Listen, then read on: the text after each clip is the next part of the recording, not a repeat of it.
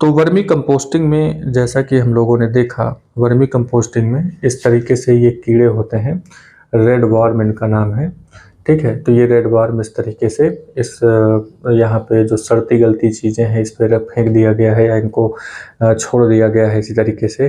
तो ये इसको इनके अंदर जो गिजार्ड होता है उससे ये लोग ग्राइंडिंग करते हैं और फिर इसे बढ़िया मैन्योर में कन्वर्ट कर देते हैं।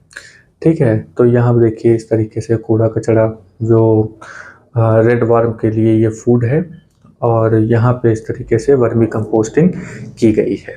ठीक है, तो ये जो फिगर है ये इससे इन सब से आपको ये फिगर मतलब याद रखना है कि इसी तरीके से ये होता है। ये बात समझ में आई?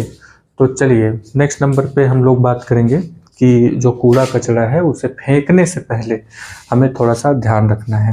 ठीक है, गवर्नमेंट क्या करती है कि 2 तरह के कूड़े कचरे का डब्बा रखती है, एक ब्लू कलर का होता है, एक ग्रीन कलर का होता है।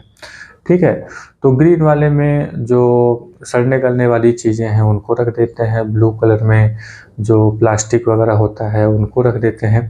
तो इससे क्या होता है कि अलग अलग दोनों कूड़े हो जाते हैं। तो जो साफ़ सफाई करने वाले आते हैं, जो कूड़े उठाने वाले आते हैं, उनको पहले से ही पता होता है कि किसमें हार्मफुल वाली चीज़ें हैं, किसमें जो है मैन्योर बनाने वाली चीज़ें हैं। तो उनको अलग अलग गाड़ियों में लाद के ले जाते हैं और फिर उनका यूज़ करते हैं। ठीक है, तो हमें कूड़े को फेंकने से पहले ध्यान रखना चाहिए कि वो किस तरह का कूड़ा है। तो चलिए इन्हीं के बारे में हम लोग कुछ बातें नोट करते हैं। ठीक है,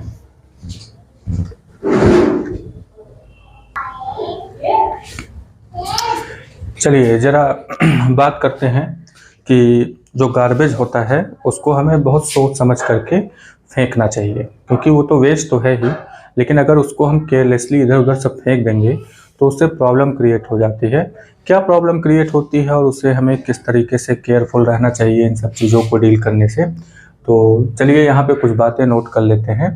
तो पहली लाइन यहाँ पे नोट करेंगे कि we are generating mountain of garbage every day.